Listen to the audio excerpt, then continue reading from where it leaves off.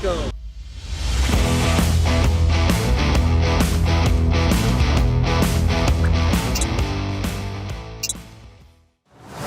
Good.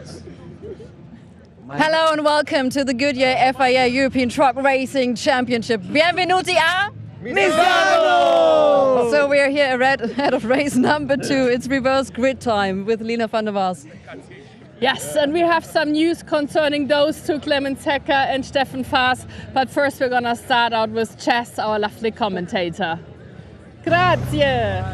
This year's Thank you very much, Lena. Thank you very much, Christina. Yes, hello everybody. Chaz Draycott here for the 2024 Goodyear FIA European Truck Racing Championship. We're here for the second race of the day, second race of the season, and everybody is in high spirits, as you see.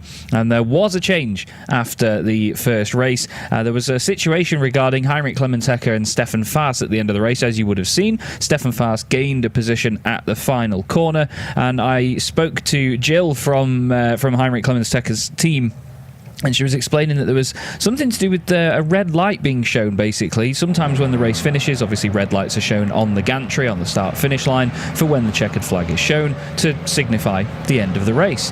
But apparently some of the lights were shown early. Heinrich Clemens Hecker thought that the race had been red flagged, and he slowed down. Anyway, we'll have a look at said race, though, and we'll have a look back at some highlights, shall we, from the first race of the day. So everybody was in very high spirits before the first race. Norbert Kirsch having a quick look round Jochen Hahn's Iveco S-Way, and the green flag flew, not just on race 1, but the championship itself. Into turn 1, it was a very, very close affair, but Norbert Kirsch was the one holding on to the lead position ahead of Jochen Hahn. Louis Requenco had a bit of a poor first lap, dropped down a number of positions and wouldn't gain them back before the end of the race, unfortunately. Not a great showing for him to start his season. It was Eduardo Rodriguez, despite a lockup, was on absolute form all the way through, and the battles in the Promoters' Cup were epic. Great, great stuff to watch in the Chrome class. It was lovely battling between the two Iveco S-Ways of Andre Kurzim and Steffi Halm as well throughout the entire race. John Newell and Mark Taylor would unfortunately both get penalties for track limits, and the penalty markers dropping them down a few places. Requenco would then gain places. You could see also the rain was coming down quite heavily during the later stages of the race.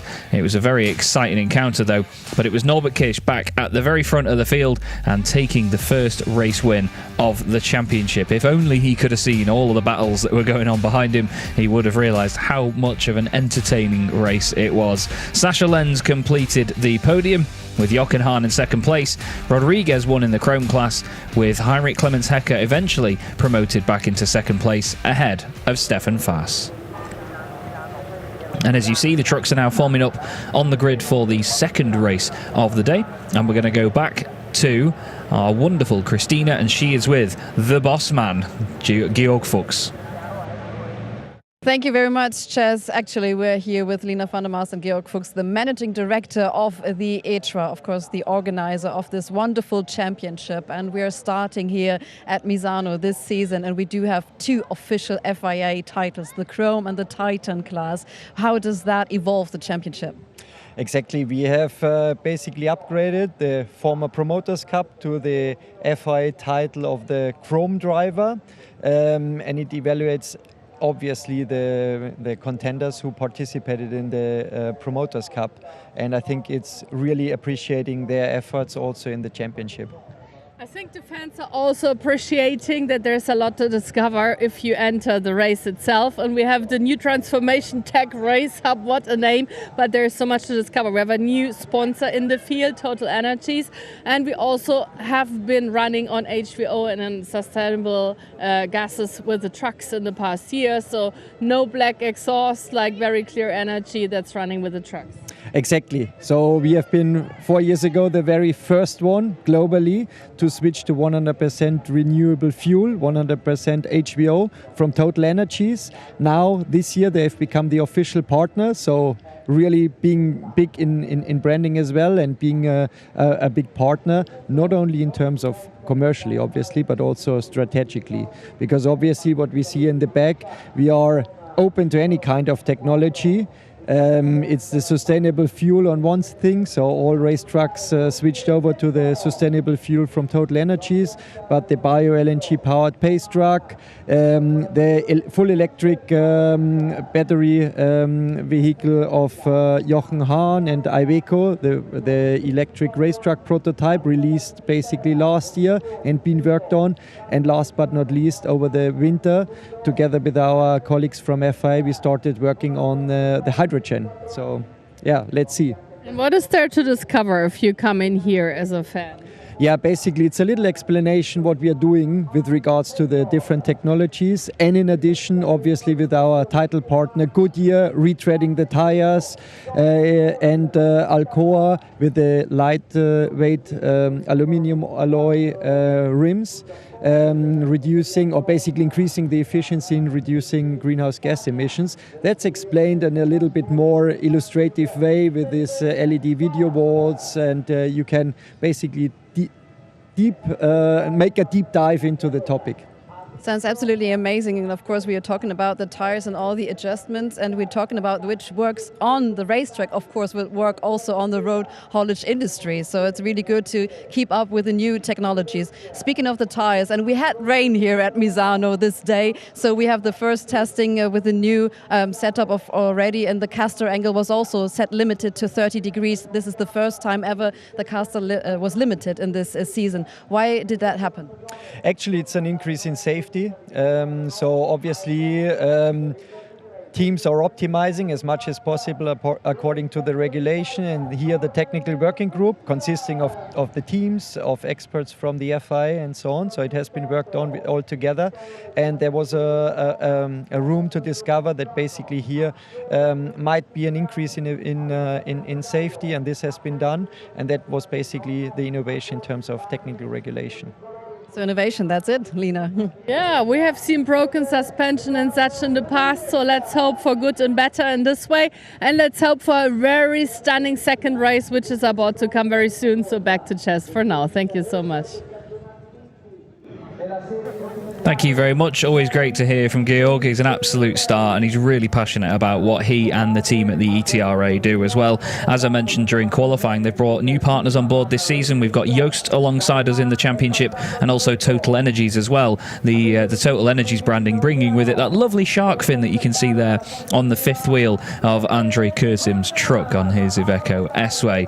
It is going to be Andre Kursim and Heinrich Clemens Hecker on the front row of the grid for this race, and it's going to be Chrome and Titan drivers on that front row. It's going to be really, really exciting stuff to see. The conditions definitely not as bad as they were at the end of race one, but still it is clear to see that it is not the sunny and baking hot Misano that we have come to get used to before. It certainly is still a threat of rain throughout today. There's Tim Frost and the number 23 T-Sport Bernau machine of Antonio Albacete. Tim and the team back again for another strong season. And there is the run down towards turn one. That chicane at the start of the lap, oh so difficult for these trucks. A huge amount of weight transfer has to go into it from the right to the left and then back over to the right again. Not easy to get it right at all. And this circuit is one of the most challenging on the entire calendar for all of our teams and drivers, not just in terms of the driver capability, but the setups as well. The teams have to do so much to make sure the truck is good at all angles of this track. I've been told as well by Steve Miller, unfortunately, we will not have Bradley Smith on the grid for this race. He told me that a kingpin has gone and damaged the steering box, so hopefully they can be back for tomorrow. Thank you very much to Steve for the information. Much appreciated, my friend.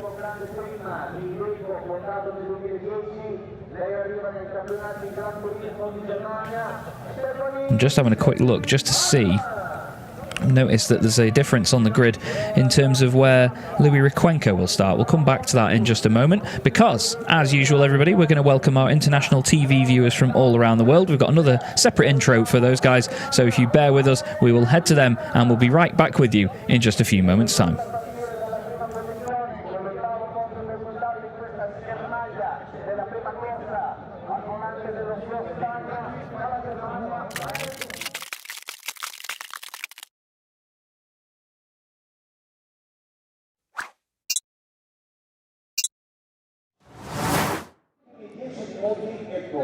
A warm welcome to all the international fans of the Goodyear FIA European Truck Racing Championship, and race number 2 is just about to get started in Misano, Italy, the first race weekend of 2024. This is my colleague Christina Rahn and I, Lina van der Mars, are hosting for you this year all events. We're so glad to be back, and this time it is reverse grid time for the first time this season. And oh boy, we do have lots of themes to discuss, because as you might have seen from the first race, you wanted to see Stefan Fasi at the first row, but now he's right starting from P number 9. Why is that? We need to explain that with all the calmness, because Clemens Hecker, he was running for P8 after the first race, but unfortunately he saw the red lights, and so he took the brakes in, and then so Stefan Fasi would overtake, and overtaking on red lights, this is prohibited. So right now he's been set back 1 position, but as the reverse grid is going on, he's right now at the back of the field. So we're going to have a chat, obviously, with both of them. So that was really surprising, wasn't it? Yeah, that.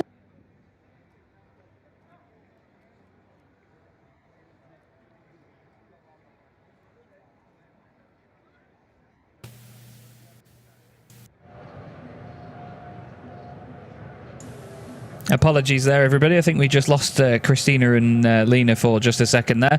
Hello, everybody. I'm up here back in the UK, actually, at the moment. Chaz Draycott here from the UK in my own office at home, remotely hoping to have been at Misano, but I'm enjoying the vibe all the same. Joachim Eberts and Fonzie Cebrian on the German and Spanish streams as well. Hope you're all having a fantastic Saturday so far, and we're here for the very first race day of the 2024 Goodyear FIA European Truck Racing Championship. As we were just discussing not too long ago in our live stream, there has been a change of proceedings in terms of the positions on the grid, but we'll come to that in a second, because as you can see here, the temperature has dropped even further from how it was earlier on. It's just 18 degrees here at Misano now, and this very tight, twisty, technical circuit is going to be even more challenging for the drivers as the rain threatens once again. It started raining a bit heavier towards the latter stages of the first race earlier on today, and we're hoping for the drivers that it remains dry, but at the same time it really spices the racing up even more when it starts to rain here at Misano, because it never rains lightly at this place. It is always very, very busy. So Heinrich Clemens Hecker starts on the front row of the grid on pole position with Andre Kurzim alongside him. Then we'll have Steffi Halm and Antonio Albacete on row 2. Sasha Lenz and Jochen Hahn make up row 3, with Jose Eduardo Rodriguez and Norbert Kish on row 4. And I know what you're thinking. Jose Eduardo didn't finish second in race 1, Chaz, so why is he there? Well, he's dropped 3 places due to a steward's decision, and Louis Requenco has been dropped to the back of the grid. So now Stefan Fas is 9th with John Newell in 10th position, joining him on row 5. Behind that, we should have Mark Taylor next up, with Bradley Smith meant to be on the 6th row of the grid, but unfortunately Bradley's had a technical issue and the steering box in the truck has been damaged, so he won't be out for this race. Luke Garrett and Louis Requenco will make up the 7th row of the grid, though, in 13th and 14th positions. So Christina is now going to chat with Heinrich Clemens Hecker, who eventually got that position back and is now starting on pole position. Yes, what a race that was, what a finish it was from Stefan Fas. But he also told us, well, Clemens Hecker, he went on the brakes, and we want to know right now what happened exactly. Ja, im ersten Rennen hatte ich erst eine Berührung mit Marc, der ist mir auf die Vorderachse gefahren, vorne rechts, danach stand mein Lenkrad schief, wo ich da nicht ganz sicher war, ob noch alles heile geblieben ist. Und nachdem er sich dann selber abgeschossen hatte, hatte ich halt relativ viel Luft nach hinten, wo ich dann einfach Speed rausgenommen habe, weil ich nicht wusste, ob alles in Ordnung mit dem Auto ist. Und als wir dann auf die letzte Kurve zugefahren sind, in der letzten Runde, waren alle Lampen rot.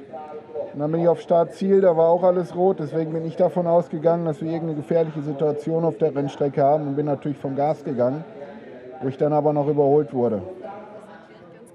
So he said, first of all, he had slightly contact with Mark Taylor, and then he needed to check if all of the steering was working really fine. So he took out a bit of a pace. Mark Taylor then soon went out, and of course then there was this battle between Stefan Fas and him. And he said as they entered the final turn, he saw a red light, because it's doubled. There's not only the red light here at the checkered flag start and finish situation, but also over there. So then he saw the second time the red lights, and then he thought, okay, we do have a situation, red lighted here, so he took out of the gas, and this is why, of course, the incident went ahead like this. So right now you're competing, of course, for still a winner, I guess, and for the podium place. What can we expect from this race?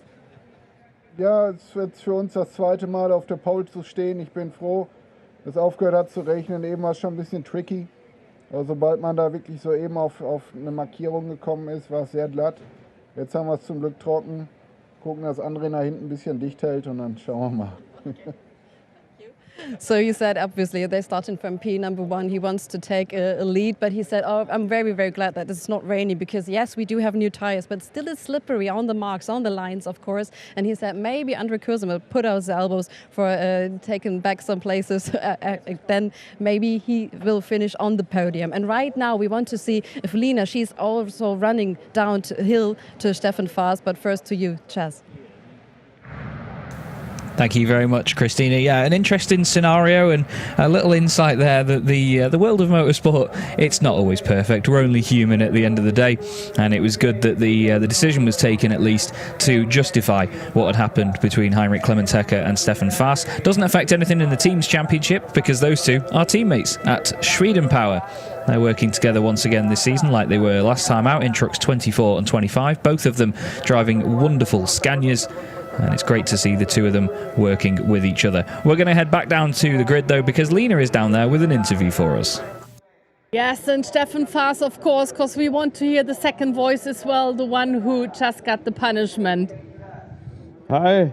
Ja, leider starten wir jetzt von hinten. Ne?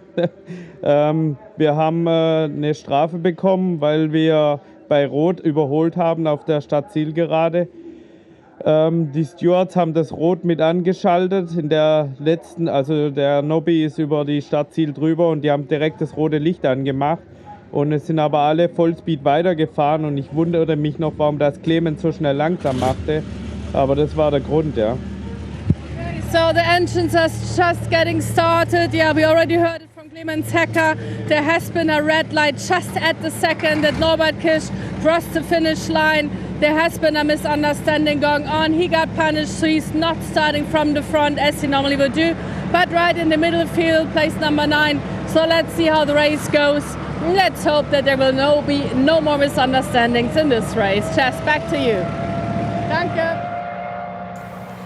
Danke indeed, Lina. Thank you very much. As the Ford F-Max makes its way back around the circuit once again, everybody, thanks again to Ford Trucks for being an official partner of the 2024 Goodyear FIA European Truck Racing Championship. And they've provided us once again with these two lovely Ford F-Maxes, one in the orange and black livery, one in this gorgeous sky blue and white livery that also joins it in the paddock. And we'll be taking them all around Europe with us once again in 2024, and personally I'm hoping to get another ride in one at one point with one of our wonderful official truck and pace truck drivers. Making their way towards the end of the lap now. They're just checking the circuit. It's an inspection lap, so this has function not just to parade the beautiful F-Max around, but also to provide a service for the race meeting as well, to show everybody and obviously help the drivers realise that the circuit is all prepared and ready to go. There's no debris, nothing has been spilled on the circuit, there's no sort of drain covers loose even. We're looking at you, Formula One. Nothing like that is of any concern. Quick shout out as well to Yoast and Total Energies, our main partners for the Goodyear FIA European Truck Racing Championship this year, and of course Goodyear for being the title sponsor. They've brought new compounds of tyres to the championship. They've got a harder, more durable tyre for this campaign, and the drivers have been getting to grips with it. Sasha Lenz was telling us earlier that they've had to change the setup at SL Truck Sport 30, and they've really worked hard to make sure that the truck can perform in the same way on the newer tyres, and it's been a big challenge for them because it's not very straightforward at all. At the end of the day, the piece of the truck that is touching the road is the tyre itself, so if you can't get the communication between that and the rest of the vehicle, then it is very difficult to manage over the course of a race. There's Rolf Werner on the right hand side of his shot, just making his way back behind the pit wall with the marshals, and it's Heinrich Clemens-Hecker and Andre Kursim on the front row of the grid here for round 2. It's looking a bit brighter than it was when we started race 1 earlier on in the day. And I'm mighty excited to see what the field makes of this. the first reverse grid race of the season. And we are led away by the gorgeous Iveco S-Way, the bio-LNG powered machine. The bio-LNG truck having such a fantastic amount of sustainability behind it, which is the ethos of the championship. And the bio-LNG reduces emissions by up to 90% at an almost unnoticeable drop in torque or power, still able to drive the truck as normally as possible. I've been out in the machine and honestly it just feels like a normal truck. There is no difference from where the driver sits to a conventional engine, but obviously it's a lot more environmentally friendly and a lot more sustainable. And Iveco constantly pushing the boundaries forward with their trucks and their machines. And speaking of pushing the boundaries, you can see that I believe it's Frank the Tank, our usual pace truck driver that's behind the wheel, really throwing the S-Way around the corners and through its paces. It's always entertaining to see Frank behind the wheel. He's a great guy, really funny bloke, and a very, very good driver, it has to be said. You can all see that for yourselves. So looking at the grid itself then, we have Heinrich Clemens Hecker and Andre Kurzim on the front row of the grid. We have a Chrome driver on pole with a Titan driver on row 2. Different classes as well, no overall points this season, it's all down to class position. Steffi Helm and Antonio Albacete join them on row 2. Then we have Sasha Lenz in truck number 3, starting 5th on the grid. Jochen Hahn on his outside, hoping to get the run around the outside of the chicane on the first lap. Then it's Jose Eduardo Rodriguez, 3-place penalty on the grid for him, so he starts 7th, with Norbert Kish, race 1 winner outright, starting in 8th place. Next up is Stefan Faas, get it right Chaz, in 9th, with John Newell joining him inside the top 10. Then we have Mark Taylor. There will be an empty space, unfortunately, where Bradley Smith should be, but like I say, the steering box has broken on the truck, so he won't be there on the grid. Then it's Luke Garrett in truck number 42, and Louis Requenco starting at the back of the grid. He got a drop to the back of the grid for this race, based on Stewart's decision number 2. I was looking for the document before so I could try and help you get that and give you the information, but I did not find it, unfortunately. So hopefully we'll have some clarification on what that was for Louis Requenco. Unsure whether that's dropped him his points as well, actually, for this one, or whether it's just affected the grid.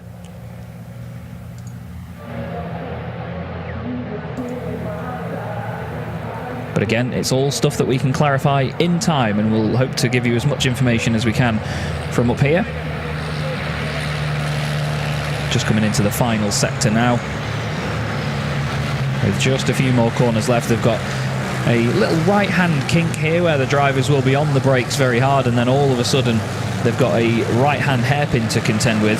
It's a really tough bit of the track because you're already managing the weight moving over to the left hand side and then trying to balance the truck on its way into the corner so gently,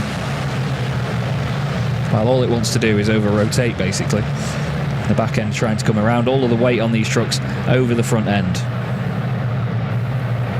So Heinrich Clemens Hecker leads the field around. They all hold their foot on the brakes here, and then they build up the boost. The red lights are on. And round 2 of the 2024 Goodyear FIA European Truck Racing Championship gets underway.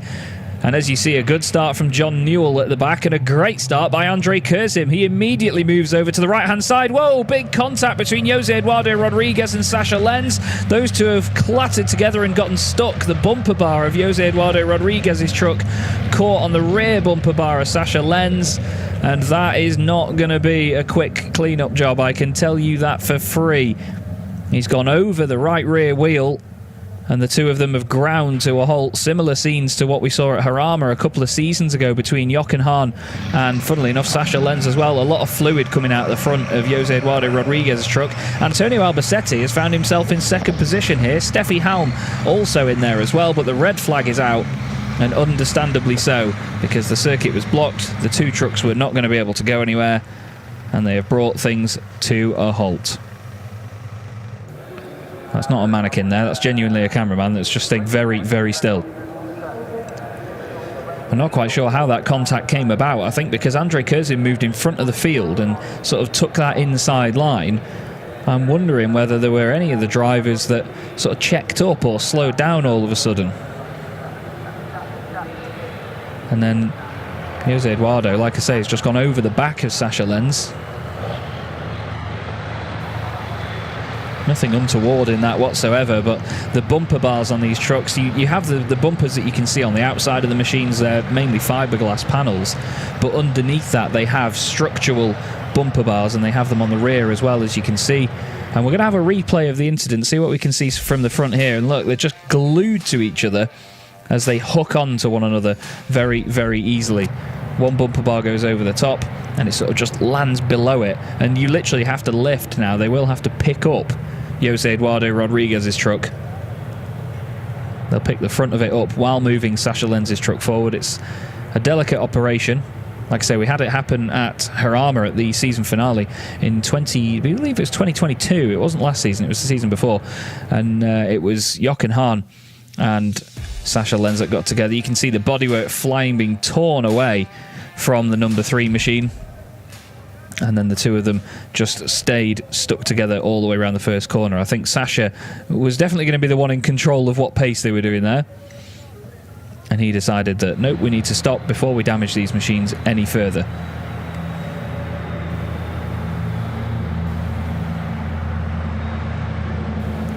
You could see the Iveco S-Way pace truck going back onto the start-finish line.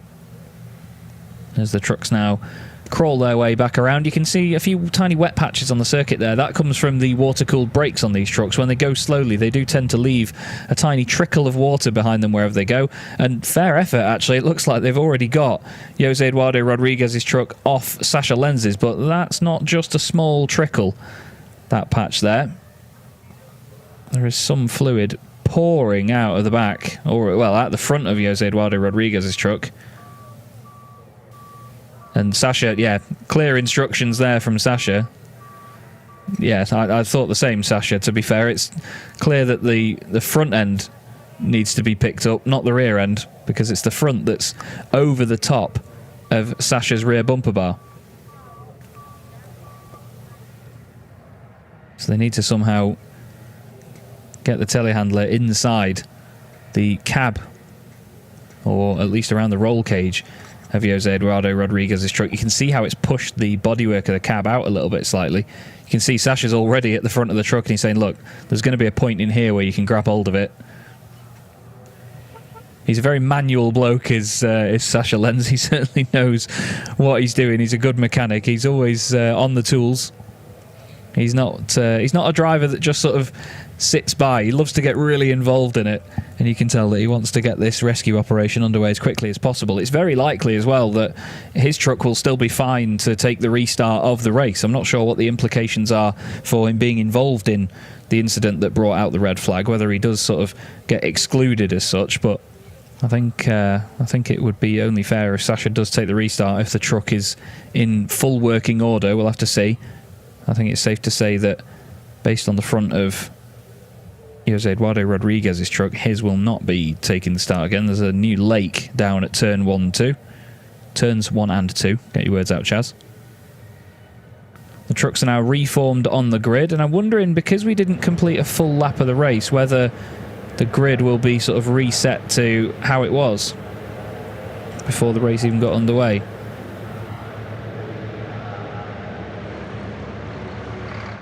Sascha was trying to find a sort of a hoisting point for the front of the truck there. And we're going to head down to Christina, who's down there on the ground for us near the start-finish line. Yeah, absolutely. And you do see, of course, the Lion Rock Racing team. They are all heading right now, of course, to the situation where they are mostly needed. But I had a quick chat with the father of Jose Rodriguez, and I said, what happened? Sascha Lenz, he stopped. And so he was absolutely banged into the other truck. This is the first information. But as you can hear from it, they do not have further information what happened to Sascha Lenz's truck. Thank you, Christina. Yeah, I think maybe there was a big check-up on the right-hand side. Andre Curzin went over to the right. Not saying that he caused anything, but he went over to the right-hand side, and all of a sudden there was a lot more trucks on the right-hand side of the track than there were on the left. And I think some of them, just being precautious, were just braking a little bit early just to make sure they didn't run into anybody else. And as you can see there, the session itself has been suspended. So we'll wait and see what the latest news is, because it's 5 p.m. here in the UK right now. It's 6 p.m. there in Italy. So we're getting to the later stages of the day here at Misano. I don't think there's any sort of curfew or any noise limitations at Misano. And we're going to go and speak to Lena. She's on her way to go and speak to Mark Taylor, see what he made of the situation. Yeah, we just watched the replay and we were like, who was right behind the accident and who saw the most and who had even to escape maybe from getting in danger as well. And we all are agreed that it was Mark Taylor who was right behind it. So of course we want to hear from him. Hey Mark, lovely to see you in the circumstances. Yeah. So you were right behind the crash. How did you experience the crash that just happened? As we were going off, we had a good start off the line. And as soon as I went out a little bit to see in front, I've just seen the crash and I've just had to make sure I avoid it. Yeah, we saw a lot of parts flying around. So Rodriguez, he got stuck with Sasha Lenz. So it will take a while until they're taken off the racetrack again. Is it so close now that dangers or accidents like this can happen easily? Yeah, accidents can happen. Everybody's trying to get a good start, and it just takes one sudden move from the driver in front and something like this can happen easily. All right, so you stay safe. I just saw that you have your lucky frog with you, so I think he will keep you safe. And thank you so much. So I just hope for the best and that the race will restart in just a second. Chaz, back to you. Thank you, Lena. Thank you very much, Mark Taylor, as well, for his insight in what went on there. And there is a look back at the start of the race in slow motion as well. All the trucks building up on the right-hand side of the circuit. You can see Andre Curzin gets a really good getaway up through the gears. Now watch the purple truck on the left-hand side of your screen. I think Jochen Hahn gets in there. Jose Rodriguez gets a really good run. I think he tries to go to the right. And then, yeah, Sasha Lenz brakes to not hit the back of Jochen Hahn. And as he hits the brakes and moves to the right to try and avoid further contact, Jose Eduardo Rodriguez gets caught out. And unfortunately, the two of them are glued to each other. I say glued. You can clearly see there's no glue involved here, but it's a little bit messy at this moment down there at turn one. Christina, any more further word from down there? Absolutely. As you can see, the truck's here missing, and who's close by? This is also Steffen Faas. Steffen, sorry, quick to interruption, and you've got our live stream, of course, here. You saw the pictures, but also you were involved directly. What did you see? Ja, die Trucks haben sehr spät gebremst und der Sascha war auch recht spät dran. Und der José Rodriguez ist quasi hinten drauf gerutscht und ist aufgestiegen und hat sich dann quasi mit seinem Rammbügel bei Sascha hinten irgendwie verhakt. Sah spektakulär aus natürlich von hinten, aber man wünscht es keinem. He says, absolutely, you do not wish this situation for anybody, because he was seeing that they were late on the brakes, and then Rodriguez, he was really hooked up because the truck was really jumping, as we saw on the replay, jumping high and then hooked in on the other truck. So this is a situation, of course, we hope that everyone is safe, and safety concerns are always the first. What do you expect right now? How long will that take?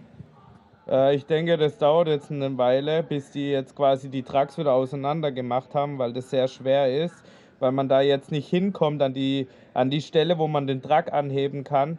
Und dann müssen sie halt schauen, was da wirklich kaputt ist, wie viel Schaden da jetzt entstanden ist, ob sie überhaupt fahren können, ja.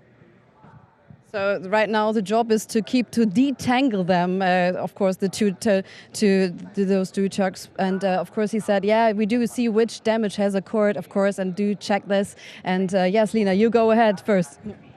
No, we have more boys in the game, and Chanu, he's one of the British drivers that we have not seen at all for now. So let's take the chance, as everybody is waiting for the restart, to have a quick interview with him as well. Hello. How are you? I'm fine. How are you doing? Well, there have been some accidents going on, obviously. I don't know if you saw anything, if you already were just ahead of everything.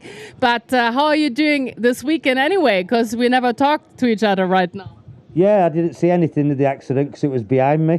But this morning in qualifying, I must have clipped a penalty marker and had my lap deleted at Q2. So I didn't get a chance to put another lap in, so that put me further back. And then I got 3-4 places up in the race and then got a 10-second penalty for overspeed. So we're just praying for a little bit more luck. If you were German, I was like, you are the one collecting points on the Autobahn because you very easily can get them. So are you the one now, like the punk rocker in the game, or what? Oh, definitely. That sounds that way, doesn't it? Prizes, I think. Well, I was hoping for you to like make some trophies because you did very well last year. Yeah, definitely. We will get there today. Right, so see you back on there. Yeah, Christina, let's see if we have anyone else to be talking to. Of course, we also have our new guys in the rear. I'm also looking for Mr. Smith. Where did he end up? Yeah, absolutely. We need to get everybody close together. And of course, they're leaving the trucks. We saw Norbert Kirsch right now taking a break because I just talked to the steward and he said we're going to take some time. So please stay tuned with us and we hope that we can clear the situation very, very soon. But also, of course, thanks a lot to the marshals on the field and everyone helping the lifting exercise which took place this morning. Right now we do need it, so we do see that does make sense. At 8 o'clock in the morning they're all starting here getting prepped for this situation, so everyone is very well prepared for this kind of situation. Yeah, we went to the driver's briefing yesterday and there's a lot of stuff they're talking about which you do not even see in the races. One of them is not to hit the white marks outside. That's something not even the cameraman was talking about. So this is how you collect punish points because it's all about safety, of course. Then they have an extra examination about how to rescue people, how to take helmets off if something happens. Something we're not eager about experiencing right now. So we prefer like the actual crashes. And of course, Jochen Hahn, he had to like hand in his truck this morning so they could have the test on how to take one truck off the other. And now it's actually happening. Yeah. Luckily, it's not Jochen Hahn, but we can walk over to him. We do see that the truck of Sascha Lenz is coming into the grid. So maybe we have a quick chat with Jochen Hahn and then we're trying to head up to the paddock chest. As you can see, we're here up to the beating of this truck racing championship. So maybe we just have a quick chat and then we go over to the paddock. If you want to go first. Yeah, let's go to Jochen quickly. He's falling asleep. Hey, you're supposed to do a race right now. So is this you chilling off a little bit to like speed it up afterwards? You know, it's happened. You know, it's a red flag. Everybody is not damaged. So from this side, wait and enjoy. But how does it feel for you? Because of course there's some adrenaline. Your like brain is in the zone of racing, and then from 1 second to the next you're calming down again. How do you get back into race mode in your head? Because racing is also about your mindset, of course. That's clear, but I'm not out of the race modus. You know, 26 years, 8 race weekend each year, 4 races on each race weekend. You know.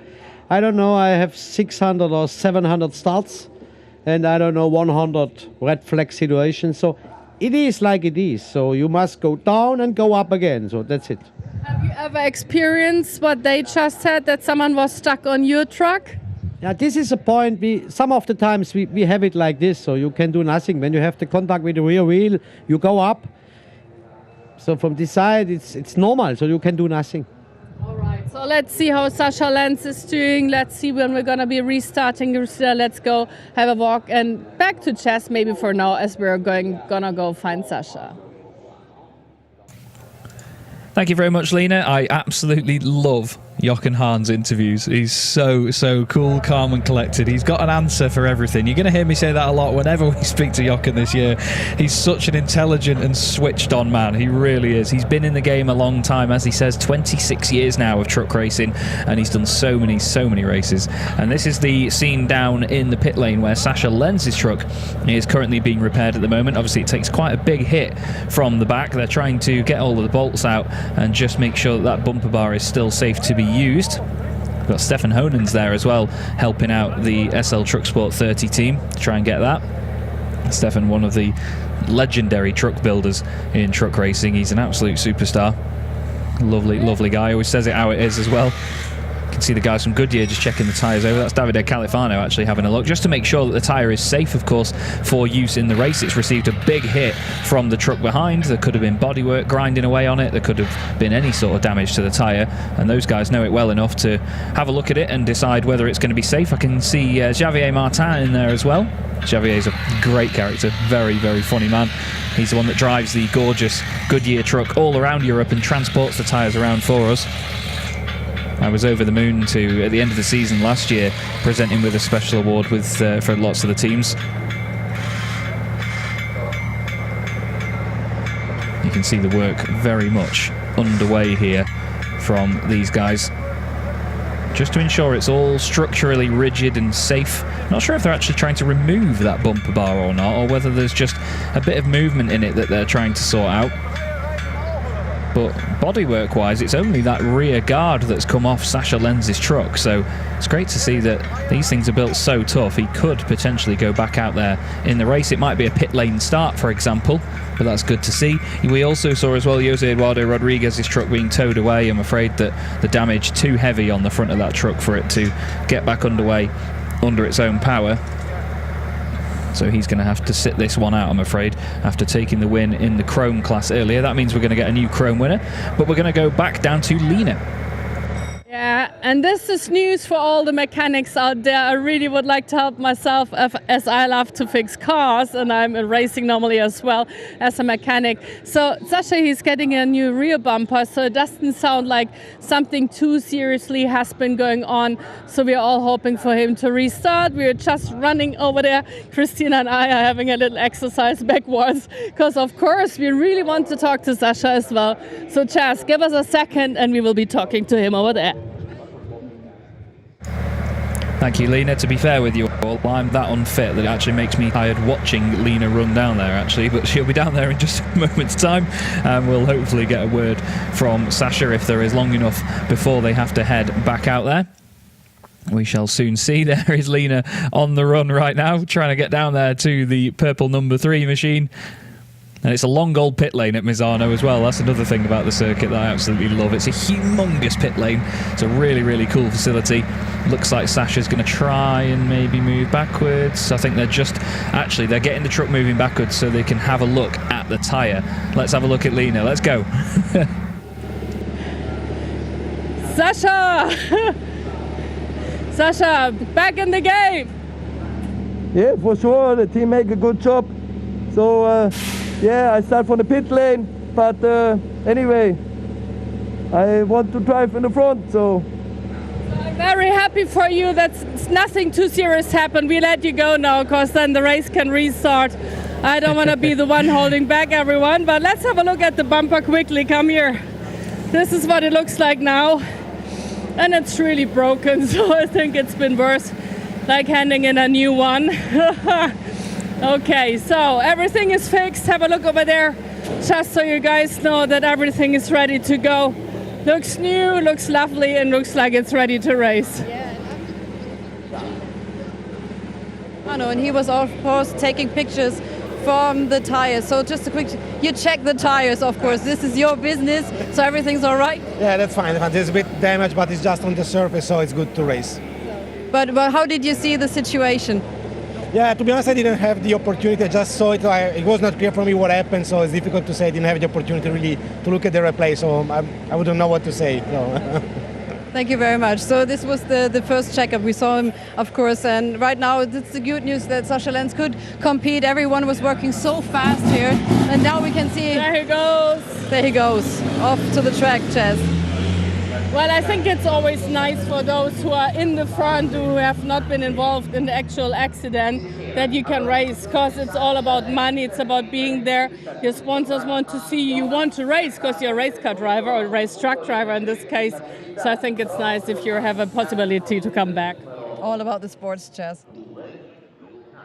Absolutely, yeah. Great to see that now. Fantastic effort. Sasha Lenz back out onto the racetrack. Well, not quite yet. He's going to have a pit lane start at least. You could see he's still frustrated at the fact the incident had happened, though, and understandably so. You never want that to start your race. But there is the spillage down at turn 1. It's all been cleared away, though. It looks a lot more dramatic than it is. There'll be potentially some cement dust or some sand even down there just to try and soak up any of the fluid that has made its way into the racetrack. But again, hats off to the marshals and the officials for getting that sorted as quickly as they can. Of course, we apologise for the delay, everybody, but that's motorsport. Sometimes it happens. There is usually a delay with a red flag like this. It's not avoidable, but at the end of the day, the main thing is that everybody is safe, the entire field races as safely as possible, and we get as many trucks as we can back out there on the circuit. There is Sasha Lenz sat at the end of the pit lane. It's a very long pit lane exit here at Misano. And you can see, based on the tiny little grid positions just behind Sasha, this circuit is predominantly used for motorbike racing, hence the many chicanes as well, and many layouts. But it's awesome to be here with the trucks as well. It's just so much fun to be able to come to Misano, and we thank all the people involved at Misano for having us here in the 2024 Goodyear FIA European Truck Racing Championship. The circuit's been a staple for many years now with the series, and we keep on coming back, and it keeps on getting better and better every single time. So we're going to have a quick look back, I'm told, at the accident itself of the contact and see whether we can get a potential look from the front of the field and see further back into it. This is from Sasha's truck, so you can see just that moment he goes slightly over from the left to the right just to try and avoid Jochen Hahn, and look how solidly glued together those trucks are. It is absolutely welded on, is Jose Eduardo Rodriguez's truck. A lot of the steam and spray coming out because of the fluid falling out of the front of the machine. Luckily, no further damage to either of them once they'd come to a stop. It was just down to the fact that initially whatever radiator or pipe or whatever had been pierced on Jose Eduardo Rodriguez's truck. That's what's held him off, and of course put him back into the pit lane for this one. So interesting though for the Chrome Championship that we're going to have a different race winner in this one, because Jose Eduardo Rodriguez will not be back out on track for this. So it's going to be potentially Heinrich Clemens Hecker. I mean, he's still starting from pole position. Where is the next driver in the Chrome class? It's going to be Stefan Faas, Heinrich Clemens Hecker's teammate, starting 9th on the grid. So there's going to be a big old gap between them here. And as you see, the pace truck now makes its way away from the grid. And the Iveco S-Way gets going once again.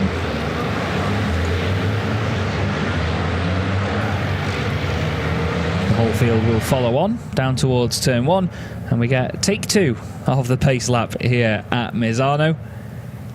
And we'll have a look at the grid and how they line up this time. A few absentees from this one, but it's Heinrich Clemens Hecker starting on pole position on the inside of the front row on the right hand side.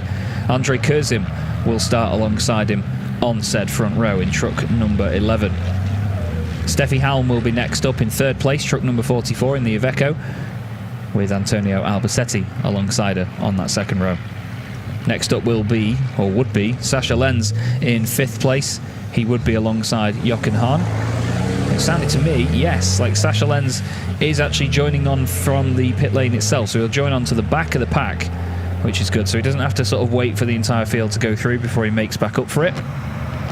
So he will at least be at the back of the field. But he would have been in 5th place with Jochen Hahn alongside him on the 3rd row. Jose Eduardo Rodriguez will not take to the grid either, so Norbert Kish will have an empty row next to him. He's going to start from 8th place.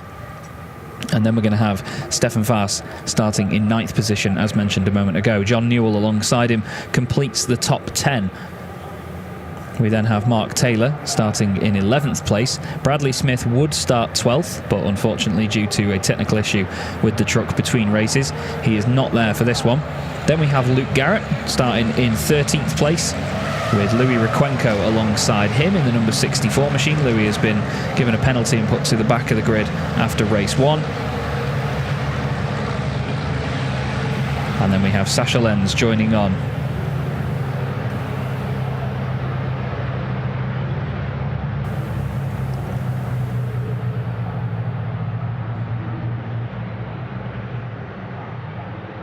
As you can see, the conditions are a little bit better than they were for the first race earlier on.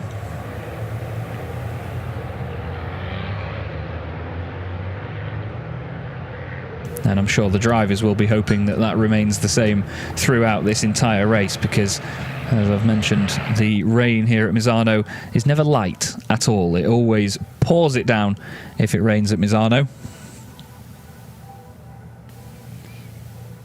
Been there many a time when it's rained, many a time when it's been absolutely baking hot as well. You never know what you're going to get from Misano, but that's why it's always an exciting start to the season as well. The conditions always very unpredictable, and that in turn makes the racing unpredictable as well. But it's the bio-LNG powered Iveco S-Way that leads us around, ahead of the Scania of Heinrich Clemens Hecker and the Iveco of Andrei Kurzim. There's Mark Taylor and Louis Requenco side by side. Luke Garrett in there as well. Like I say, a few gaps on the grid where the drivers would have been, but we have lost Sasha Lenz from his usual position. He's going to be starting from the back. We don't have Bradley Smith on the grid, and we don't have Jose Eduardo Rodriguez on the grid either, as Louis Requenco is pulling into the pit lane. So there's another gap on the grid right now. But take two is just about to get started. They come around the final corner, and round number 2 of the 2024 Goodyear FIA European Truck Racing Championship is go, and you can see them all hop off the line as the green lights come on. And let's see if they can keep it tidy this time round. Andrei Kurzim gets another good start and will be in front of Heinrich Clemens Hecker into turn 1. Down the inside he goes. Steffi Halm goes through as well. Antonio Albacetti is 3 wide with Jochen Hahn in the middle as well. Heinrich Clemens Hecker has been pushed out really wide there. Loses a bunch of positions. There's a piece of bodywork come off the front. No, it's not. It's a penalty marker. Has been absolutely sent into orbit. Antonio Albacetti and Jochen Hahn getting really friendly there, and by friendly I mean very, very aggressive down in towards turns 3 and 4. Jochen Hahn barges his way through down the inside. Heinrich Clemens Hecker just in front of Stefan Faast in the Chrome class, and look at Sasha Lenz coming through. 3 places gained for him already. Oh, big contact between John Newell and Mark Taylor. Mark is spun around at turn 6. Not sure if there was understeer from John Newell or whether Mark cut across the front of him there. I'm not sure. The battle continues with the 2 Ivecos at the front of the field. Steffi Halm and Andrei Kurzim. Antonio Albacetti gives Jochen Hahn a hip and shoulder down the inside at turn 9. Wow, they're really getting their elbows out here, despite just talking about hips and shoulders. Elbows galore, limbs, just simply limbs everywhere. Norbert Kish tries to capitalise on that as well. He's around the outside of Antonio Albacetti now in truck 23. It's Andrei Kurzim that leads the race. He's ahead of Steffi Halm. Norbert Kish side by side with his teammate Antonio Albacetti as part of Revation T-Sport for this season. They lead the championship after round 1. And they're still making contact down there. That's a scary part of the circuit to go side by side like that, boys. Antonio doesn't want to give an inch here. There's still contact between the teammates. Norby trying to elbow his way through. I've got the right limbs this time. And now Jochen Hahn wants a piece of it as well. He sends it up the inside, locks up a little bit. Can Antonio get a run back? Wow. Very boisterous stuff from all of them there. Normally those guys, at least at the front, are the calmest ones in the pack when it comes to the reverse grid race, but all of them straight out of the gates, throwing everything at each other. So in the Titan class, it's Kurzim, Halm and Albacetti. Well, it would have been, sorry. Norbert Kish now up there. The timing didn't update then, did it? Kish now 3rd. Then it's Lucas. Come on, Chaz. Then it's Jochen Hahn, Antonio Albacetti. Heinrich Clemens Hecker is 2nd in the Chrome class. Sasha Lenz has made it up to 7th place. Norby running a little bit deep into the chicane there. Jochen Hahn tries to make it through on him.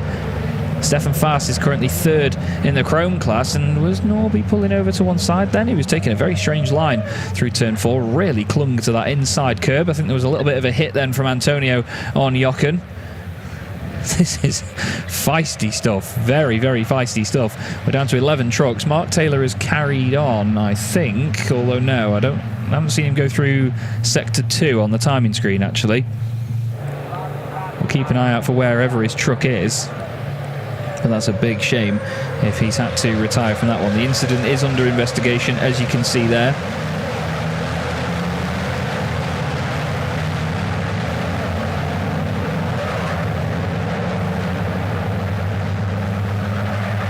Side by side there in the middle of the pack is Sascha Lenz trying to go around the outside of Heinrich Clemens-Hecker.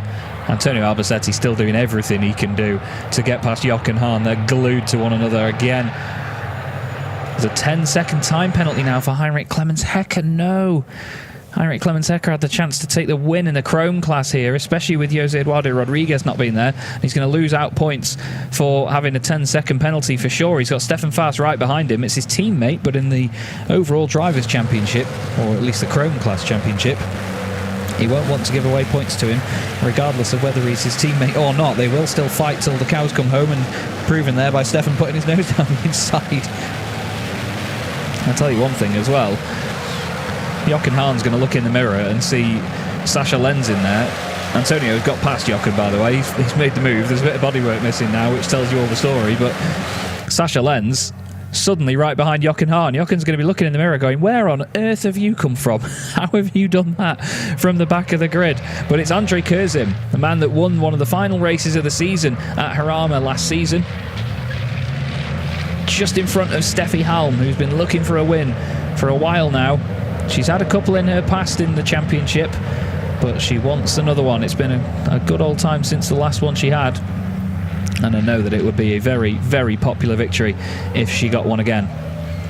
Norbert Kish sat behind the pair of them there, though. He's the master of race 1, but he's also the master of race 2 on his day as well, because he's so good at carving his way through the field oh so cleanly, and makes it look so effortless as well. Luke Garrett currently running in 4th place in the Chrome class.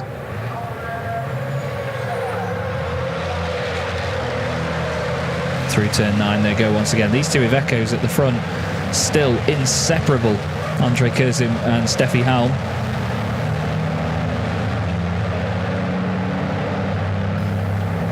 And supreme entertainment once again from the Goodyear FIA European Truck Racing Championship.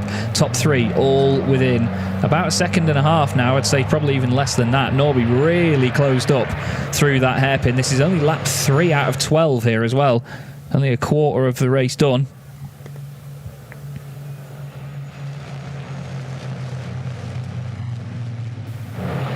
But Andrei Kurzim, he's been very good at holding the lead before. We've seen him do this. He's a great defensive driver, is Andrei Kurzim.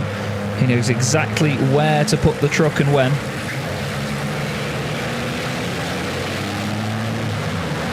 We've had a warning for penalty markers for Antonio Albacete. It's actually his second warning as well. But the overspeeding penalty hanging over Heinrich Clemens-Hecker at this stage of the race. There's the top 3 through the final corner. And flying down the start-finish straight, Antonio Albacete and Jochen Hahn still battling away in the background. Norbert Kish trying to just ease Steffi Halm into a mistake here. Just trying to put the pressure on, filling the rear view mirror. He's ahead of all the drivers that finished right behind him in the first race, so he's in a good position here. But of course, this is Norbert Kish. If he's got the opportunity to take a win, he is not going to let it slip past.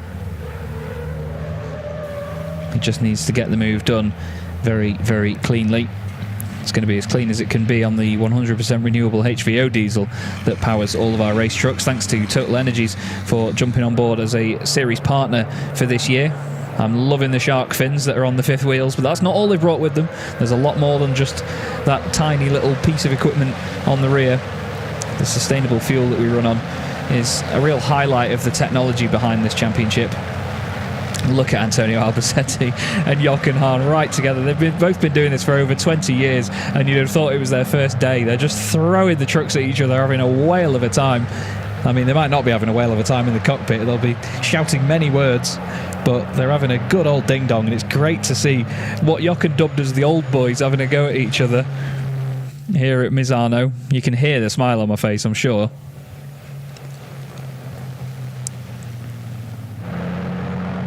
But Andrei Kurzim still maintains that race lead.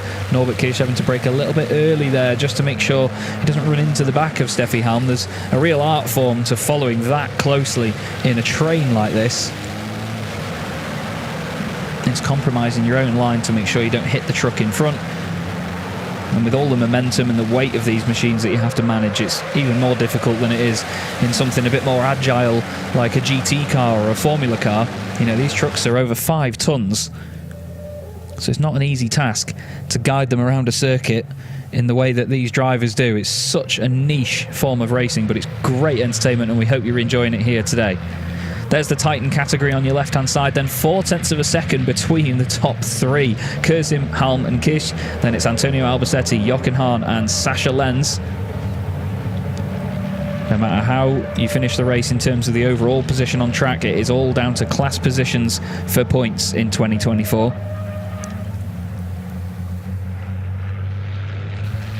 I don't see any windscreen wipers going just yet. There's a black and white flag going out for Stefan Faas, truck number 24.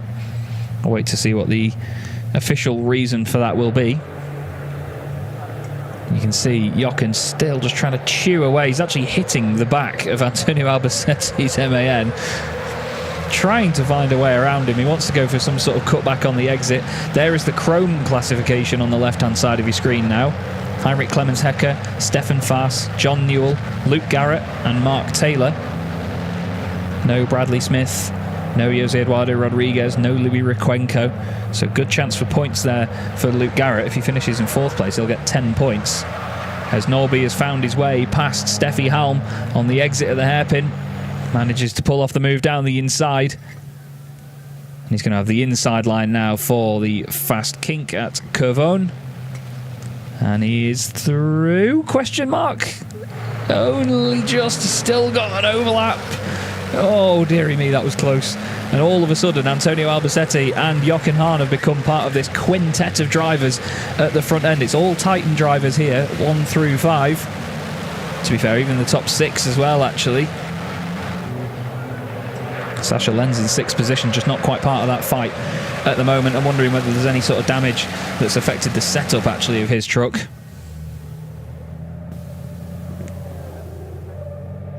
But it's Andrei Kurzim leading them down towards turn 1.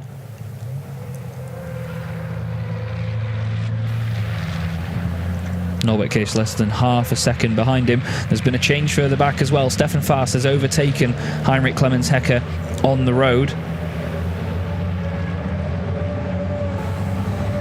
So Stefan Faas, despite the 10-second penalty for Heinrich Clemens Hecker, is ahead at this point.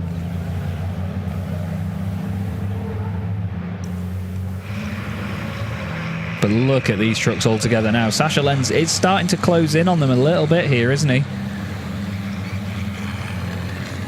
Lenz was 2 seconds behind Jochen Hahn earlier on. We'll have to see what the times look like when they next trigger one of the timing beams. As, oh dearie me, Antonio Albacete, well, the times are going to look very different now. He's just received a drive-through penalty for hitting his 3rd penalty marker.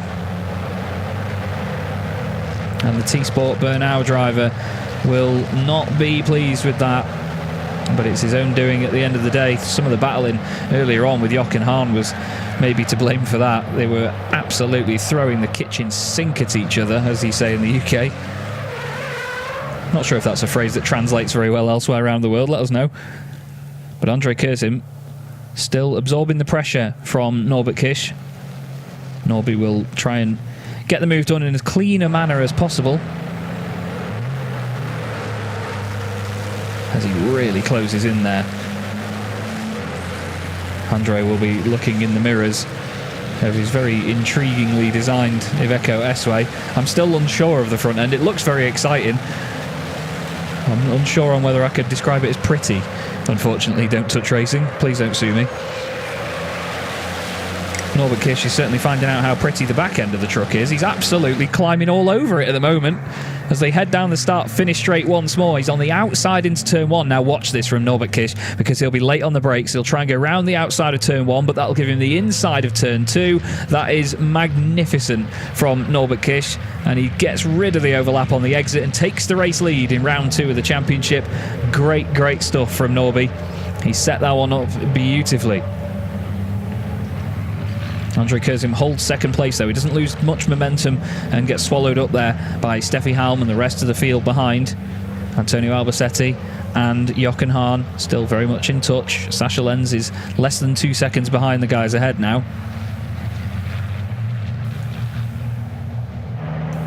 But Norbert Kish opens up a slight advantage, a few truck lengths now over Andrei Kursim. And this will really send the message to the rest of the teams coming here with the changes to the regulations, the changes to the tyre compound. A lot of the teams were hopeful that they could all close back in and catch up with Norby once again. But at the moment, Norbert Kish showing them that is not as easy as they think it is. And he is absolutely flying right now. Opens up even more of an advantage over Andrei Kursim, who has once again come under pressure here from Steffi Halm. And Jochen Hahn still putting pressure on Antonio Albacete. But Antonio, I'm sure this lap will come on down pit lane and unfortunately have to serve a drive-through penalty. That drive-through penalty. I'm not sure if that's the first time it's been shown on the boards. We'll have to wait and see in case he comes in. Mark Taylor is continuing on, by the way. He did carry on the circuit. Let's just wait and see. No, Antonio is not in the pit lane yet. He will see the message this time round and hopefully, touch wood, adhere to it for the next lap.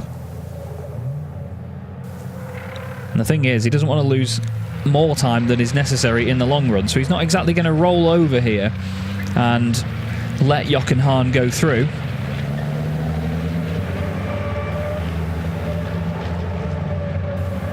He's actually, if anything, attacking Steffi Halm at this stage. He's having a go down in towards turn 4. Doesn't fully commit to looking down the inside, but he showed his nose for a second, just playing the mind games, trying to get into his competitors' heads. That's what it's all about in this form of racing. It's so easy to overdo it and make a mistake that you have to be there to remind your rivals that you're not invincible, neither are they.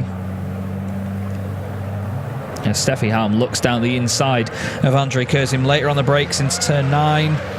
Has a little look. Is there contact between the two? They certainly lean on each other. Oh, there's a touch on the exit.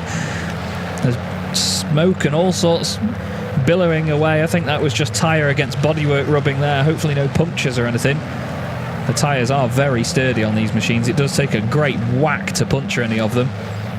As you saw from before as well, Davide Califano, oh, hello. Davide Califano, I was going to say, was examining the tyres earlier, and the fact that Sasha Lenz's truck took such a huge hit from behind and was still able on those tyres to go back out there. As he said, it was all just on the surface. It was a flesh wound for the tyre. And so Kursim has a wobble through Curvone. And Steffi Halm still around the outside. Great respect, though, from Kursim. He manages to keep the truck to the inside line. He's not completely running Steffi out of room. He's using all of the road, though, to try and at least tuck it into the corner. Steffi's going to have the run on the exit, though. And often in truck racing, the outside line is the one that works, and she shows us exactly why that is. Great momentum management there from Steffi Halm. Kursim has a bit of a moment. Manages to hit Antonio Albacete, but it's right in the corner pocket because Antonio was supposed to go in the pits anyway. Well, the white and blue ball in the corner pocket, please, sunshine. Flipping heck. Drive-through penalty for Antonio. He comes through, hopefully with no damage from that contact. He makes his way down the pit lane. There's one of the mudguards dragging along on the floor. I don't think that's the end of the world. Well, battered and bruised, makes his way back out the other end. Andrei Kursim now under pressure again. Has he got a puncture actually on that left rear? Has that tyre gone down from that contact? I think it might have done, you know. Jochen Hahn and Sasha Lenz going through considerably easily. Yeah, it looks like there's a puncture on the left rear of Andrei Kursim's truck because it's behaving very strangely. There's a big old bit of damage on the left rear there for Andrei. You can see the rim is damaged.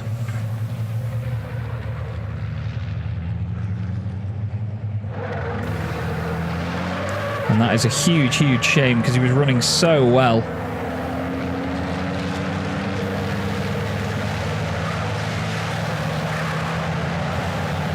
I did wonder whether there was any damage as a result, and that has come his way. Well, it's not gone his way, you could say. In the chrome category, by the way, it's still Stefan Fast leading the way. Heinrich Clemens-Hecker in second position. John Newell is in third place, but he will inherit second because of the penalty for Heinrich Clemens-Hecker. I need to check the gaps, actually, between Hecker and Garrett. It's currently, it's about 14 seconds, actually. No, 24 seconds. So, at this present moment, Garrett will not inherit a podium position, but he'll still get decent points for finishing in 4th. And the contact between number 11 and 23, which was Andrei Kurzim and Antonio Albacete, is under investigation. Just throwing my 2 pence in. I think Andrei was just heavy on the throttle, just lost the back end a little bit. Don't necessarily think that anybody was really at fault. But it's not up to me, is it? I'm just the commentator. I relay the messages for you wonderful people watching at home. Steffi Halm still trying to hold on here ahead of Jochen Hahn, 2 of them in the Iveco S, where you can see the difference in the front ends actually on those trucks, the aerodynamic differences. Steffi running the same bumper as last year with the sort of, it's almost like it's got extra skirts on the bottom of it where it sort of fans out towards the bottom. Jochen is running a much more reserved idea of that same bumper this season, where it doesn't have the sort of pointier corners that sort of guide the air around the front wheels a little bit more. We'll see them when they come back towards us. Just on the white and orange truck, just look at how much there's a bit of a point and it fans out in front of the front wheels. And you can see that Jochen's truck has sort of, it's like they've just been chopped off from the corners. It's like they've sanded the corners of them down a little bit. Andrei Kurzim still powering away, powered by 100% renewable HVO diesel, of course. But even if he loses time and places now to the Chrome class drivers behind him, that won't affect his points. He's not going to lose anything until Antonio Albacete catches up with him. There's still a few more laps to go. Antonio could catch him based on the pace difference with Andrei having damage. We'll have to wait and see. How cool is this though? Sasha Lenz now right up with Jochen Hahn and Steffi Halm. He could be on for an overall podium here after starting from the pit lane after an incident in take 1 of round 2. Jochen Hahn's got an overlap here. He's got his nose down the inside of Steffi Halm. She's going to leave him the room down towards Covone. They've got another right kink there at 100 miles an hour in these 5-ton racing beasts. Jochen's going to try and get it done on the brakes, and he does, and Sasha Lenz is going to take advantage, and Sasha Lenz goes through and is into a podium finishing position. Much like it was in race 1 earlier, it's trucks 1, 2 and 3, positions 1, 2 and 3 right now. Sasha Lenz gets through. I can imagine Steve Miller was punching the air on the pit wall when he saw that one. He'll be absolutely beside himself. Just needs to hold on to it now. He's doing a great job. Steffi Halm, though, we know that she's got that fighting spirit within her to not let anybody get away with it. And she'll be pushing like mad to try and get that place back. I'm wondering if she might have just done the tyres in a little bit much more than the drivers around her at the start of the race. But then again, the durability of these tyres is colossally improved from Goodyear for this season. It's a harder compound that they've brought with them. They've certainly shown great consistency so far, but so too has Norbert Kirsch, race leader at the moment, opening up more of a gap. It's nearly 6 seconds right now, and he looks safe to be on for his 2nd race win of the season. You can see now Andrei Kurzim has been caught up by Stefan Fass, who is currently leading in the Chrome class. Heinrich Clementecker holding 2nd, but he's going to get a 10-second penalty that will drop him down the order. But that's not enough for Luke Garrett to overtake him. So it's going to be down to basically just John Newell being promoted in front of him. Stefan Fass will maintain the race win in the class, and Heinrich Clementecker will still be on the podium, which will be good for him and good for the team.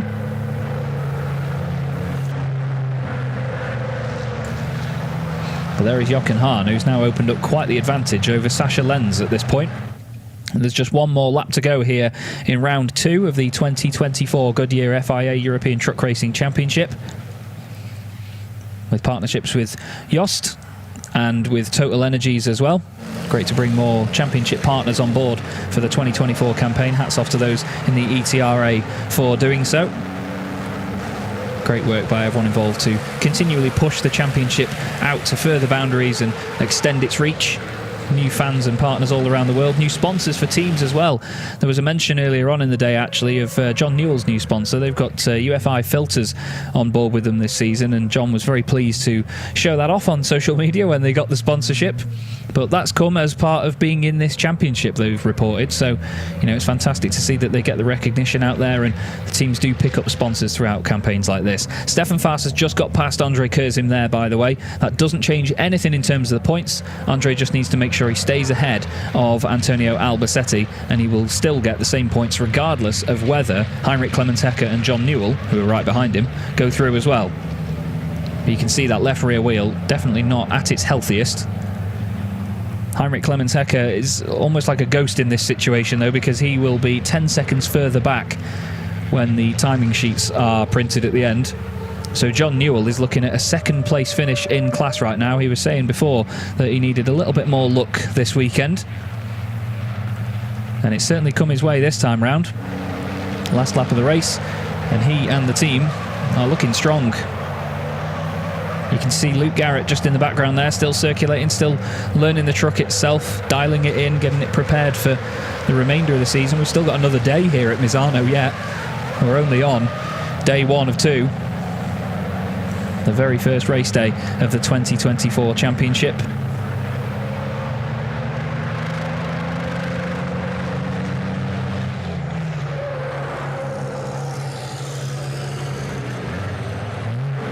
But here, into the final few corners, comes Norbert Kirsch. He's got Jochen Hahn and Sascha Lenz behind him like he had in the earlier race. And this is going to be a dream start to the championship for Norby. He took 20 points out of the first race earlier. He took pole position earlier. And now Norbert Kirsch wins round 2 of the 2024 Goodyear FIA European Truck Racing Championship. And it is Jochen Hahn in second place. More big points for him. And what a drive by Sascha Lenz. A great effort by the team to get the truck fixed. And he is back out there scoring big points and another podium. Steffi Halm finishes in 4th position. I'm very sure that Andre Kurzim is going to finish in 5th place. Antonio Albacete will be classified 6th. It's Stefan Faas that takes a win in the Chrome class, and it is Heinrich Clemens-Hecker second on the road, but it's John Newell that is going to take that second place. Heinrich Clemens-Hecker will still get 3rd. Louis Requenco is a lap down, unfortunately, or 3 laps down. He did eventually finish the race though, so he will score points as far as I know. But it was Luke Garrett that was going to be next up behind John Newell, so good points for Luke. He gets 7 points on the board from that one. Mark Taylor would have finished next as well, and will do actually. I say would have like he's not there. 6 points for him, 5 points for Louis Requenco. No points for Jose Eduardo Rodriguez, and unfortunately Bradley Smith not taking to the start. But Norbert Kirsch wins in the Titan class from Jochen Hahn and Sascha Lenz. Trucks 1, 2 and 3, yet again positions 1, 2 and 3. Great drive through the pack that by Norby. We know he's oh so good at that. Look at the drifting here from Jochen. One of the best things about truck racing. And look at Sascha Lenz going for that one as well. Brilliant stuff. Often around 1,200 horsepower, these trucks. 1,200 horsepower, yes, really. And up to nearly 6,000 Newton meters of torque from these incredible engines. Usually around 13 litres, 6 cylinders, single turbochargers. And they make a great racket as well. If you've never been to see truck racing in person, I implore you to try and do so. Whether it be our very own European Truck Racing Championship, whether it be series, national series from all over the world, it is an epic, epic thing to watch. It really is. The noise just cannot be described. It cannot be perceived properly through a camera, through a screen. It shakes the earth. It is remarkable. If you've ever been to an air show or even to an airport to hear how loud aircraft are, it's along those lines. It's ear-splittingly loud, but it's just great, great fun. But Stefan Faas will be over the moon in the Tank Pool 24 machine. He takes the race win in the Chrome class. Some big points for him. As mentioned earlier on in the day, though, you don't get as many points for the second race of the day. You get 20 for winning race 1 on each day. You get 10 for winning race 2, and then it's only 1 point less per position after that. So he gets 10 points there, which puts him on a total of 22 for the season so far. That actually puts him, in fairness, second in the championship. Heinrich Clemens-Hecker's 3rd place finish in that one will give him the lead in the Chrome class. Norbert Kirsch will lead the championship in the Titan class from Jochen Hahn and Sascha Lenz.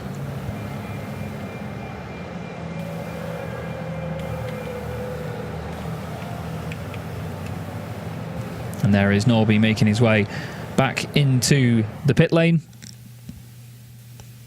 There's Dominic Wilhelms as well on the left-hand side. Another one of the people that I don't think I've ever seen Dominic stand still like that, to be honest with you. He's usually always moving, always working. Janine guides Norby to a safe space to park, followed by Jochen Hahn and Sasha Lenz, and then Stefan Faas will make his way over to the right-hand side of those guys for the Chrome #1 winners board. John Newell in second place there, and then Heinrich Clemens Hecker taking another podium, and with it, the Chrome Championship lead.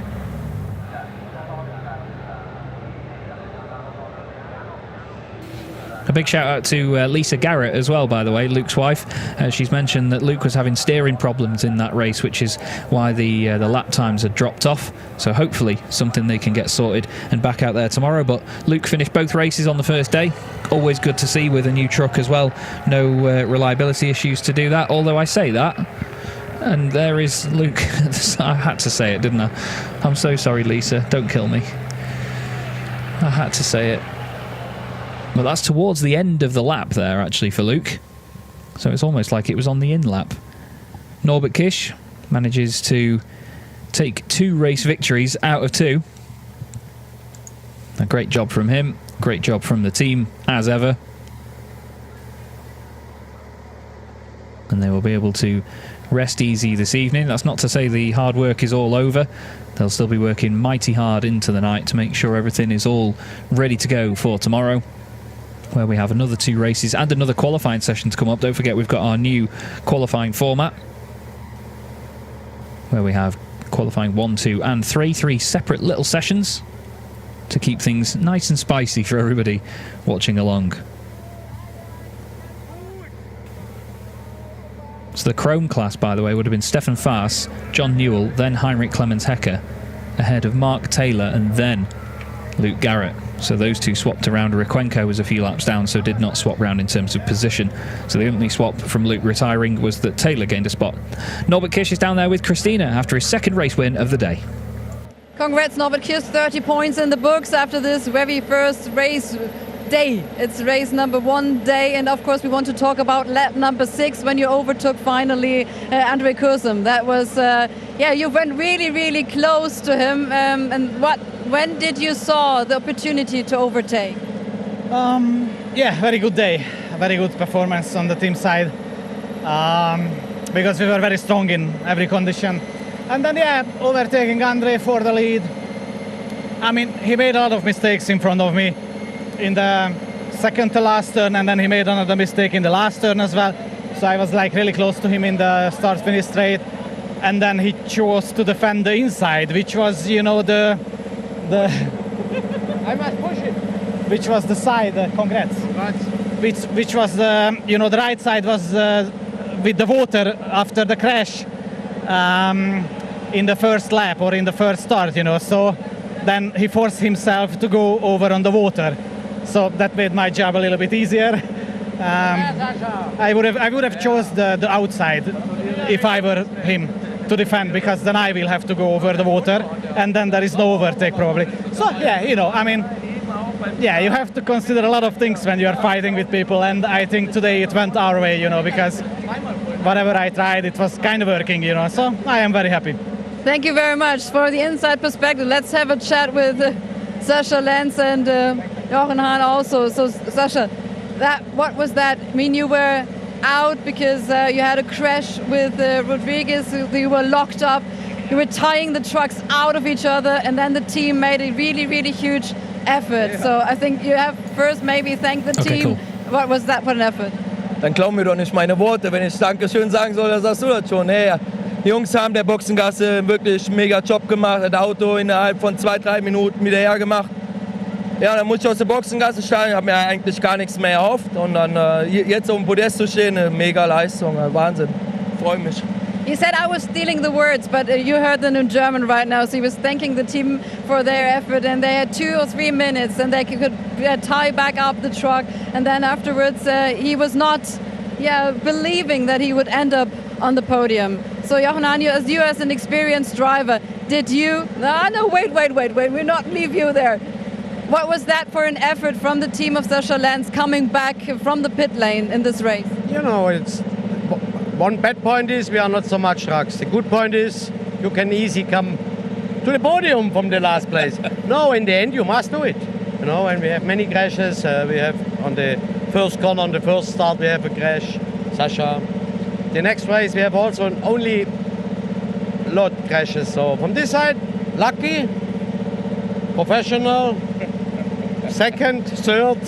Don't ask which one is one. Everybody knows it. So, but we come. For sure, Sascha. Wir kommen. Wir holen uns den. Muss ich warm anziehen. That sounds a bit like a threat. So enjoy the podium. How important are the points? Because there's the battleship between you and Albacete. So very, very important points. Also zwischen dir und Antonia gibt es natürlich auch immer diesen Zweikampf vielleicht nochmal.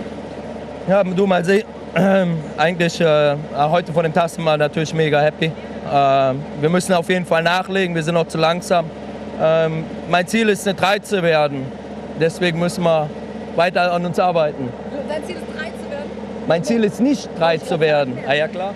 So he ended up third at the last year, and so he's saying, no, this year I want to be further up. He wants to compete for the second position. He's saying we are still a bit slow, so we need to be better at the next races. But right now they're enjoying the podium, and we do as well. Thank you very much, Christina. Great to hear from the top 3 in the Titan category. Just a quick look then at how they all finished. Norbert Kish takes the win, 4.2 seconds clear of Sascha Lenz, with Steffi Halm in 4th place, Andre Kurzim 5th, and Antonio Albacete, after his drive-through penalty, classified in 6th place. I believe now what we're going to do is go back down into the pit lane, and Lena is going to try and get us a chat with some of our Chrome class drivers. Sorry, this is the points for the Titans at the moment. Sorry, Lena, bear with us. Norbert Kish has 30 points. Jochen Hahn has 24. Sascha Lenz on 20. It's a tie for Steffi Halm and Antonio Albacete at the moment on 15, with Andre Kurzim on 12. And now, rightly so, we'll head back down into the pit lane, shall we? Chas, it's gonna be time to announce the points of the Chrome class afterwards, but we clearly have a winner. And what a race weekend, Stefan. I don't know why it's always you that has like the most challenges in the races, but congratulations. Vielen Dank. Ich weiß es leider auch nicht, aber es war jetzt zum Schluss ein geiles Rennen, hat richtig Spaß gemacht. Und natürlich sind wir brutal stolz drauf, jetzt auf dem Einser zu stehen. So he's really happy about the race he just had. I can see it in his face, and of course making all the points, becoming first. So have you forgotten about what happened in the first race? Is it out of your head already? Ja, vergessen ist das nicht natürlich, aber ja, man verdrängt das halt für das zweite Rennen, um da Gas zu geben, und das habe ich genauso gemacht. Und ich denke, morgen werden wir da auch nicht mehr dran denken, und im 4. Rennen, schätze ich mal, werden wir da überhaupt nicht mehr drüber nachdenken. Okay, so of course it's still in his head, but he's not thinking about it anymore now. He thinks the next race it will just pass, and he lets go of it. One question, you are still in the Chrome class. Are you aiming for the Titan? Do you want to become a Titan one day? Ja, irgendwann wird der Tag kommen, aber momentan freuen wir uns, dass wir da in dieser Chrome-Klasse fahren können. Und wenn wir da erfolgreich sind und hier den Meister haben, dann können wir gerne weitermachen. All right, so he's aiming to become the European champion in truck racing in the Chrome class. And Chas, this is time for you to show us the total points for now. Thanks very much, Lena. Great to hear from Stefan Faas. A really good journey for him in that race. Only 5 drivers in that one for the Chrome category. Stefan Faas wins, with John Newell promoted up into 2nd place after a penalty for Heinrich Clemens Hecker. And then Mark Taylor finishing in 4th place. Luke Garrett finishing in 5th after I jinxed it and had to apologise to Lisa, Luke's wife. You can see there Jose Eduardo Rodriguez and his truck being towed back onto the circuit. An unfortunate image as we look at the points, actually, to be fair, because it is Heinrich Clemens Hecker top on 23 points, 22 going the way of Stefan Faas, 2 points clear of Jose Eduardo Rodriguez. Shows you just how important that first race of the day is, though, doesn't it? John Newell in 4th place, 4 points clear of Mark Taylor, ahead of Louis Requenco, Luke Garrett and Bradley Smith, unfortunately not taking part in that race either, but we hope to see Bradley back out on the circuit with us for the rest of the weekend after steering issues for him. The recovery operation continues there for Jose Eduardo Rodriguez, and the repair job will continue on for the rest of the weekend. There's Richard Kaimberger, the amazing photographer on the right-hand side of shot. And there is a very happy Sasha Lenz taking third place from a pit lane start. A great epitome of teamwork there to get the truck fixed and get him out on track in that one. Second place, a man that's been on the podium so many times. Jochen Hahn, always with a smile on his face, always with a good answer to everything, makes his way up to second spot. But once again, after another epic performance, making his way through the field very cleanly, very tidily, it is your reigning champion, Norbert Kisch, that takes his second race win of the season and his second race win of the day. It's already looking good for Norby at the very tough start to the championship. It's never easy to get it right first time here at Misano. The wonderful Mike Fow on the right-hand side of his shot there, the cameraman. It's an absolute superstar, is Mike. Love him to pieces. Can't wait to see him and the team at an event in person. I wish I could repeat what my producers just told me. Sasha Lenz gets his trophy for third position. And a round of applause from everybody down there in the pit lane. Jochen Hahn will then get his second place trophy.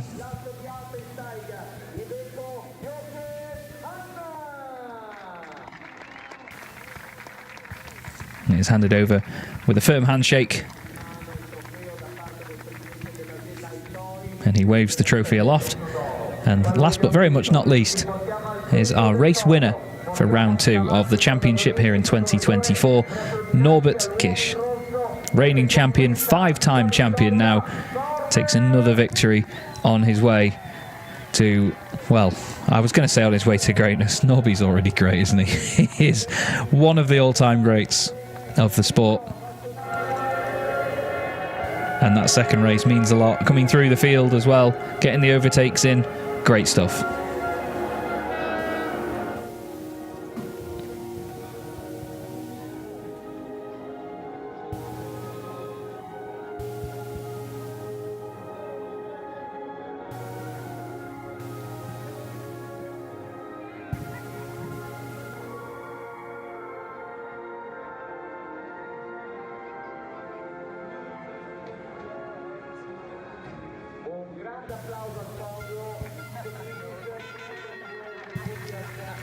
And the Hungarian national anthem rings out around the circuit for Norbert Kisch once again. And he raises the trophy as high as possible. And they will now pose for pictures on the top step of the podium. Jochen pretending to fall off the top step. They pose for the official photographers from the right-hand side. And they will do the changing of the caps. I'm sure yep. Sasha's got a great right arm on him for throwing them hats, hasn't he? Wow. Lobs the hat aloft. Change of the caps and more pictures. And it's almost time for one of my favourite bits. The champagne, which Sasha, well, he's very good with the champagne, is Sasha. And I imagine Norby is about to get drenched for the first time this season. No, Sasha. That's a bit naughty. And yeah, you can bet that Sasha's going to drench Norby. Is Jochen going to get involved in it too? Potentially. Part of the fun, though. Part of the fun. What's Jochen planning here? He's got that look in his eye, hasn't he? Brilliant stuff. Great camaraderie between the drivers here in the Goodyear FIA European Truck Racing Championship, as you see. They all have a very good time of it. And this is the thing, you know, all the drivers, they get on so well. They have a really good laugh with one another. And they all absolutely love what they do. You know, they are such great personalities. And it's what just makes the racing even more entertaining, because they're such fantastic people inside the cockpits of these racing machines that you just know what their emotions and their feelings are going to be like during the race. And you know how much they enjoy what they do. It really does add to the entire atmosphere of the whole thing. I think it was our cameraman Mike Fow that got soaked there by Norby and by Sasha, to be fair. it's usually our cameraman. It's Lewis, I think it was, that got absolutely destroyed with champagne in Slovakia Ring a few years ago, actually. He was stood at the side of the podium, and to be fair, Stefan Faas has a good relationship with our wonderful broadcasters, and he really did get our cameraman good. You can see they're trying to throw a hat up onto the top of the bit. There you go. I think it was Norby throwing his hat up there. Heinrich Clemens Hecker, another podium for him in the Chrome class. 3rd place after his penalty. John Newell makes his way up for his first podium of the season. He'll be really pleased with that one. A lot of effort has gone in to the NWT team over the winter, and it's paying off now.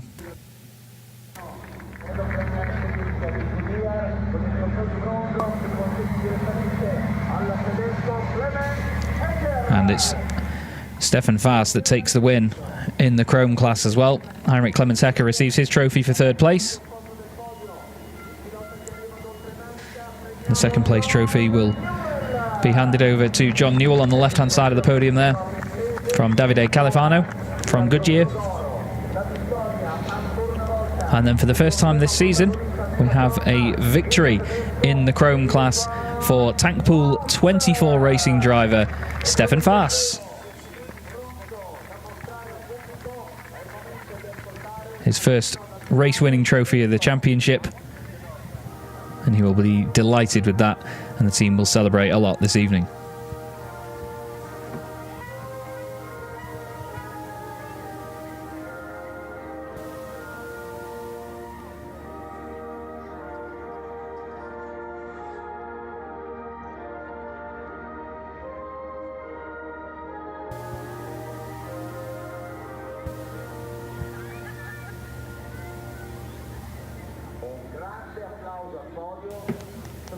And the German national anthem plays for Stefan Faas, our class winner.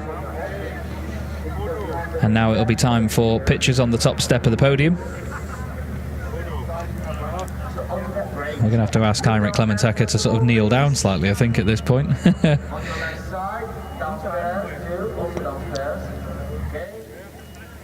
And they pose for pictures from down there in the pit lane. And now it's time for the champagne, and I'm wondering who's going to get the most soaked here. I know John's quite the trickster with champagne. Never wants to waste a drop, though. And yeah, he's going to go and soak Stefan. And they all get in on it. Great fun. Again, the camaraderie amongst even just the Chrome drivers is just brilliant. It's such a closely tight-knit pack of drivers that they really do. Well, there's no massive advantage over one another. It's so close all the time, but they all revel in that as well. They love the racing with each other. It is phenomenal. So let's have a look at some highlights, shall we then? All of the drivers and teams lined up on the grid for take 1 of this race here this afternoon, and as the green flag flew, everyone got mighty excited for the start, maybe a little too excited, as there was contact between Jose Eduardo Rodriguez and Sasha Lenz after a bit of a check-up into turn 1, and that is 5 tons of truck that is hopping up into the air, and the two of them unfortunately got stuck together via the bull bars on the front and on the back. Sasha Lenz gave great instruction to the marshals, and before you knew it, the clean-up operation was underway. Hats off to the marshals and officials for sorting that one out so quickly. But Jose Eduardo Rodriguez would go no further in the race. It was a great effort from the SL Apollo Tyres Truck Sport team to get the number 3 machine back out on the track with a new rear bumper bar. He would start from the pit lane, but join up with the field for the second start of the race, as you see there. Eventually, we got underway for a second time, and Andre Kurzin made a really strong getaway. He yet again cut across the front of Heinrich Clemens Hecker to take the race lead. The German would drop a few places in amongst all of the Titan drivers. There was contact between John Newell and Mark Taylor a bit further down the order, eventually just deemed a racing incident, and unfortunately Mark would finish 4th place in class. Great battles between Norbert Kish, Jochen Hahn and Antonio Albacete. Eventually Antonio getting a drive-through penalty would drop him down the order, and then Norby started to carve his way through past Steffi Helm and then past Andre Kurzin for the race lead with this glorious move around the outside into the first chicane. One that we'd seen him do many times before, and I'm sure we'll definitely do many times again. The battles were really tough in the Titan class, though. This contact, unfortunately, between Andrei Kurzim and with Steffi Halm would give him a little bit of damage, but then that contact there would give him a puncture as Antonio Albacete headed for pit lane.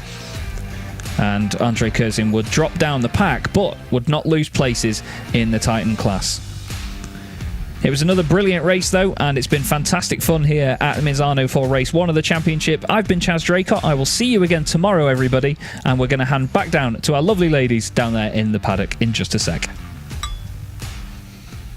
Thanks from our lovely man, Chaz Draycott, and also our other commentators, Fonzie and Ewi. It's great fun. And with John Newell here and the trophy. So how did that feel, entering the podium finally at this day? It was brilliant. After the first race, I was a little bit disappointed, but this one was a good race. We had a good start before the red flag, and then same again, good start. And it was a good battle with them all. Really enjoyed it. It was brilliant. So where does this bring you for tomorrow's races? I should be a lot further forward now. I just need to get my qualifying right, and then we should be good fun. All right, word taken. You have a good night of sleep or party or whatever it takes to be fast tomorrow. Yeah, it has been a great day. You were saying that. Just a quick question, because the qualifying format is brand new. We got 3 qualifying slots, and tomorrow morning we're starting with that again. You should tune in. So you got to be better prepared for that. Yeah, definitely. It's a different format, so it's Q1, Q2, Q3. You've just got to time everything quick. Just put a lap in and park up and get ready for the next session. All right, so see you tomorrow at the qualifying at race number 3 and race number 4. What a start into the season. It hasn't been boring at all. We already had some running to do for good. So time to have some dinner. See you tomorrow, and thank you so much. See you tomorrow. It's been a pleasure. Bye. Bye-bye. Buonanotte.